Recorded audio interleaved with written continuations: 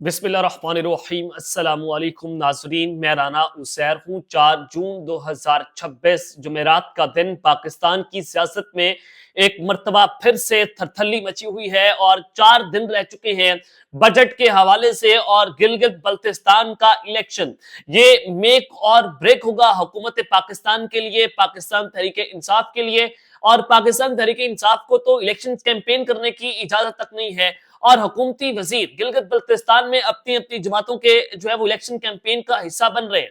अब खबरें बड़ी इंपॉर्टेंट हैं और टॉप ब्रेकिंग न्यूज है शहबाज शरीफ वजीर आजम पाकिस्तान के इस्तीफे के हवाले से और बजट मुलतवी होने के हवाले से। बजट को अचानक से क्यों मुलतवी किया गया और शहबाज शरीफ के इस्तीफे की खबरें शहर इक्तदार में गूंज रही हैं, इस हवाले से क्या अहम तरीन खबरें हैं, क्या डिटेल्स हैं और शहर इक्तदार में क्यों थरथली मची हुई है, क्यों हलचल मची हुई है, तमाम तर डिटेल्स आपके सामने बमा हकाइक और बमा सबूत रखनी है। दूसरी जानिब इमरान खान की वापसी, अडियाला जेल से वापसी है और ये खबरें इस्टेब्लिशमेंट की पहली बड़ी फतह के तौर पर देखी जा रही हैं। इस्टेब्लिशमेंट पहली मर्तबा उनकी पहली फतह हुई है। और तीसरी अहम खबर पर बात करेंगे कि इंतहाई ताकतवर तरीन शख्सियत के भी इस्तीफे की खबरें। अब वो ताकतवर शख्सियत कौन है? वो इतनी मजबूर हो गई है, वो अब खुद ये कहना शुरू हो गई है कि मैं इस्तीफा देने जा रहा हूं, मैं खुद इस्तीफा देता हूं, मेरे खिलाफ ये साजिशें ना की जाए, जिससे मजीद जो है वो काम बिगाड़ दिया है, मजीद हलचल मची हुई है। इस हवाले से भी कुछ इंपॉर्टेंट डिटेल्स आपके सामने रखनी है। आगे बढ़ने से पहले आप सबसे मेरी दरख्वास्त होगी कि आपने इस चैनल को लाजमी तौर पर सब्सक्राइब करना है, बेल आइकन को जरूर प्रेस करें, कमेंट सेक्शन में अपनी राय का इजहार जरूर करें कि आप इस हवाले से अपनी क्या राय रखते हैं।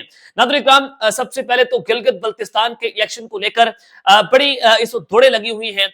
हुकूमत ये चाहती है पाकिस्तान मुस्लिम लीग नवाज से सारी रियासती मशीनरी का इस्तेमाल करके वो गिलगित बल्तिस्तान का इलेक्शन जीतना चाहती है।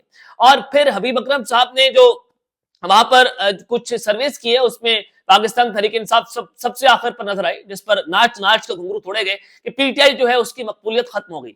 लेकिन हबीब अकरम साहब ने सिर्फ एक या दो हल्कों में वो जो है वो सर्वेस किए जहां पर पीएमएलएन और का हल्का था या फिर जो जमात इस्लामी जो है उनका हल्का वहां पर मौजूद था, जिसमें ये सर्वेस जो है वो देखे गए। और अब जो सबसे इंपॉर्टेंट खबर जिसको लेकर बड़ी चहमखुइयां हैं वो खबर थी जो हमारे सहाफी हैं, हमारे दोस्त हैं, हमारे कोलीग भी हैं, जनाब मुनीफ फारूक साहब, उनकी जानिब से बहुत बड़ा दावा किया गया कि इस्टेब्लिशमेंट ने फैसला कर लिया है कि वो तहरीक इंसाफ को गिलगित और आजाद कश्मीर में हुकूमत नहीं देंगे।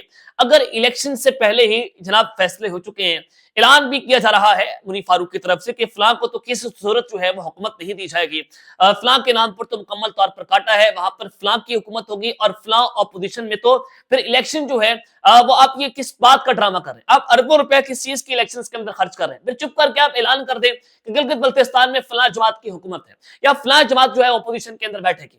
अगर ऐलानात पहले हो चुके हैं, पहले आप तय कर लिया है, आपने फैसले भी कर लिए कि फलां पार्टी की हुकूमत है और फलां पार्टी जो है वो ऑपोजिशन के अंदर बैठेगी, अगर खुदा ना खास्ता लोगों का बैलेट पेपर से एतमाद उठ गया, तो क्या आप उस दावे को जो है वो पकड़ सकेंगे? तो इसका मतलब क्या होगा? अब खुदारा पाकिस्तान के साथ इस तरह के काम ना कीजिए कि आप पहले से इलेक्शंस के रिजल्ट जो है वो अनाउंस कर देते हैं कि फैसले हो गए हैं कि पाकिस्तान तहरीक इंसाफ जो है उसको किसी सूरत भी हम इलेक्शन के अंदर जो है वो जीतने नहीं देंगे और उनको गिलगित बल्तिस्तान और आजाद कश्मीर जो है वहां पर हुकूमत नहीं बनने देंगे। अब एक तरफ तो ये सूरत हाल है, दूसरी जानिब अब फिर बजट भी पेश होना था। बजट पेश होना था 5 जून को।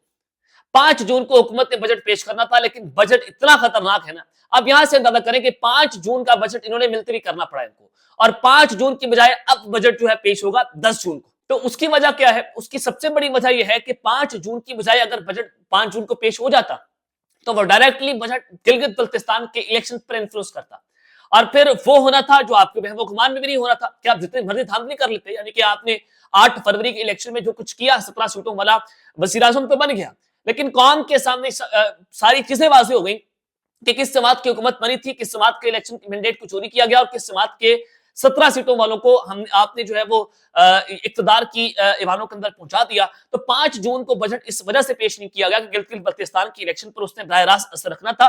तो अब जो 7 तारीख को गिलगित बल्तिस्तान का इलेक्शन है और 10 जून को अब हुकूमत पाकिस्तान जो है अपना बजट पेश करेगी। दिस इज द रीजन के इलेक्शन जो कैंपेन है उसकी वजह से बजट को 5 दिनों के लिए मुलतवी भी कर दिया गया।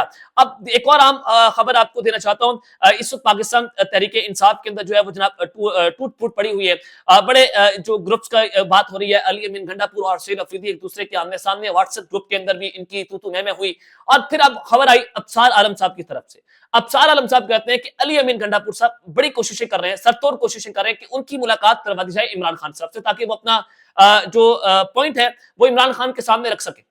क्योंकि अब अली अमीन गंडापुर साहब को पता चल गया कि वो वजारत आला में भी एक्सपोज हुए, जब उनसे वजारत आला की कुर्सी वापस ले लेगी तो वो उसमें भी एक्सपोज हो गए। क्योंकि अली अमीन गंडापुर साहब बराह रास्त कहीं और पर जाकर मुलाकातें करके बताते कि मेरे पास 30 बंदे हैं और मैं ये हुकूमत तोड़ दूंगा। फिर वो जो ताकतवर शख्सियत थी उसने अली अमीन गंडापुर को कहा कि खबरदार तुमने ये बात की, हम किसी भी किस्म का केपीके में मिस एडवेंचर नहीं चाहते। तो अली अमीन गंडापुर साहब वजारत आला से बाहर ज्यादा एक्सपोज हो गए और पाकिस्तान तहरीक इंसाफ और इमरान खान को जितना नुकसान पहुंचा रहे हैं वो अली अमीन गंडापुर से ज्यादा कोई नुकसान अभी तक किसी ने नहीं पहुंचाया। और फिर शेर अफजल मरवत का भी इस्तेमाल किया गया कि उनको आईनी दरख्वास्त देकर भेज दिया आईनी अदालत के अंदर के सुहेल अफरीदी को तो कन्विक्टेड मुजरिम इमरान खान ने जो है वो चुना है, तो लिहाजा कन्विक्टेड मुजरिम जो है वो किसी को वज़ीर आला नामजद नहीं कर सकता। तो इनको हटाकर अली अमीन गंडापुर को दोबारा बहाल किया जाए वज़ारत आला के ऊपर। ये इस वक्त अली अमीन गंडापुर की ज़हनी कैफियत हो गई है। तो इस हवाले से जनाब मीना खान अफरीदी का बयान आया, उन्होंने कहा कि इख्तिलाफ राय का मतलब है कि कोई फॉरवर्ड ब्लॉक नहीं है, हमारे में कोई फॉरवर्ड ब्लॉक नहीं है, तमाम अरकान से बातचीत की जाएगी और उनकी राय सुनी जाएगी। पाकिस्तान तहरीक इंसाफ को कोई खतरा नहीं है, तमाम पार्लियामेंटेरियंस इमरान खान के वोट से मुंतखब हुए हैं। ये मीना खान अफरीदी ने अपनी साइड ऑफ स्टोरी बताई है। जाहिर है वो सुहेल अफरीदी के बड़े करीब है, उनके राइट हैंड जो है वो समझे जाते हैं। तो फिर अली अमीन गंडापुर साहब जो है वो बढ़ गए।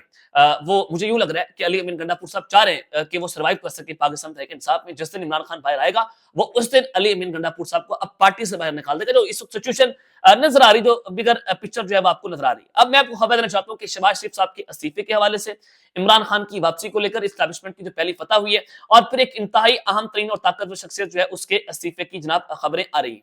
मोहम्मद मालिक साहब जो है उन्होंने एक बहुत बड़ा इंकशाफ किया। उनकी जानिब से कहा गया कि मेरी कल वजीर आज़म के साथ मुलाकात करने वाले मुल्क के टॉप बिजनेसमैन के साथ जो है बात हुई, यानी कि जो टॉप बिजनेसमैन से इस मुल्क के उनकी वज़ीर आज़म से मुलाकात हुई। मोहम्मद मालिक ने कहा कि मैं फिर उनसे मिला और वो बहुत मायूस थे। पाकिस्तान के टॉप बिजनेसमैन बहुत मायूस थे। उनका कहना था कि उनके पास कोई प्लान नहीं है, हुकूमत के पास कोई प्लान, फाइनेंशियल प्लान क्या होगा। मैंने आपको पहले भी बताया था कि हुकूमत के पास फाइनेंशियल प्लान सिर्फ ये है कि जब मुल्क में टैक्स रेवेन्यू शॉर्टफॉल है, मुल्क में पैसा नहीं आ रहा, तो आपने लेविस के जरिए पैसा इकट्ठा करना शुरू कर दिया। ये आपके पास फाइनेंशियल प्लान है। आपके वज़ीर खजाना की बजाय आपका जो इसहाक डार साहब है, जो डिप्टी प्राइम मिनिस्टर है, वो आपका बजट तैयार कर रहे हैं। उसकी वजह आपको आगे चलकर बताता हूँ। ये पुरानी बातें कर रहे हैं, हर चीज IMF के ऊपर डाल रहे हैं। वज़ीर आज़म जो है वो हर चीज IMF के ऊपर डाल रहे हैं। मोहम्मद मालिक साहब ने इंकशाफ किया कि उनके जो मुलाकात करने वाले बिजनेसमैन है उन्होंने उनको बताया। तो ये आप यहां से अंदाजा कर सकते हैं कि हुकूमत की इस परेशानियों में इजाफा हो रहा है। ना इनसे मुश्किल संभाली जा रही है, ना इनसे मुल्क संभाला जा रहा है, ना इनसे बयानिया बन पा रहा है। हर जगह के ऊपर जो है वो सारी बातें IMF के ऊपर डाल रहे हैं। जनाब IMF ने उनकी जो है वो गर्दन बांध रही है। अब हामिद मीर साहब ने रोजनामा जंग के अंदर एक कॉलम लिख दिया, बड़ी इंपॉर्टेंट कॉलम है उनका। उन्होंने जनाब क्या लिखा है, उनके कॉलम में लिखा गया कि 2019 में मियां नवाज शरीफ साहब जो है उन्होंने डील कर ली थी और वो डील करके इस मुल्क से जो है वो बाहर चले गए, समझौता किया।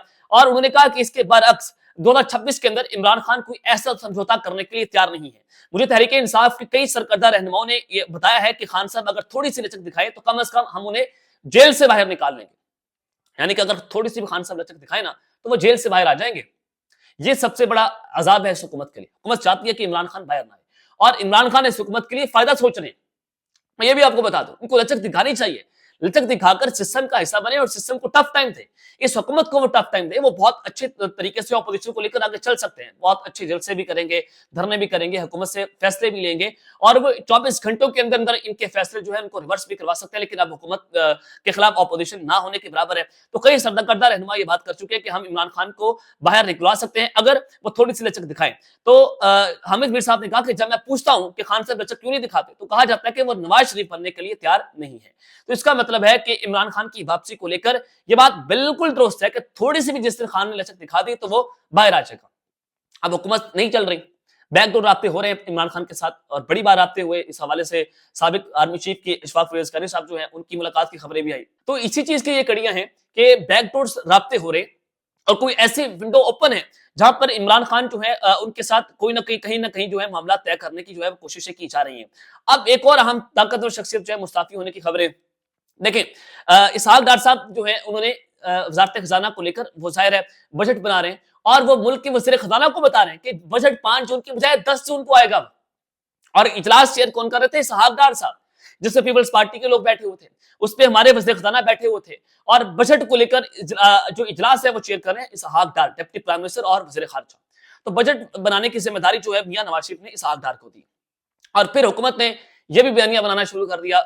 मियां मोहम्मद औरंगजेब साहब जो हैं वजीर खजाना के खिलाफ कि वो शराब पी के सो जाते हैं, वो तो आईएमएफ के बंदे हैं, सारे फैसले वो आईएमएफ के कहने के ऊपर कर रहे हैं और यही बातें, यही जो बयानी है वो मियां शहबाज शरीफ का भी है जो उन्होंने टॉप बिजनेसमैन से मुलाकातें की हैं।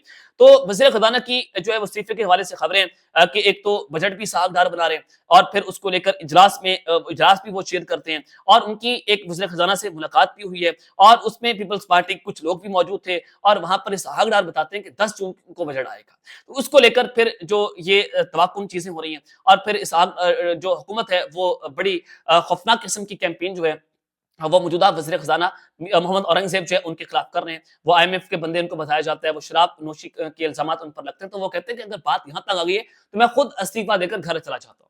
तो उनके हवाले से खबरें चल रही हैं कि वो किसी भी वक़्त जो है मुस्ताफ़ी हो सकते हैं, अगर मामलात जो हैं वो इतने ख़राब हो गए और अगर वो मुस्ताफ़ी हो गए तो उस हुकूमत का चलना भी मुश्किल हो जाएगा। ज़ाहिर है, ये गंद हुकूमत अपने सर नहीं ले रही है, वो ये सारा गंद आईएमएफ के ऊपर डालने की कोशिशें कर रही है और उस हवाले से वो लेवीज़ इकट्ठी कर रही है। लॉकडाउन आप लगा रहे हैं, लोगों के कारोबार जो है वो तबाह हो गए।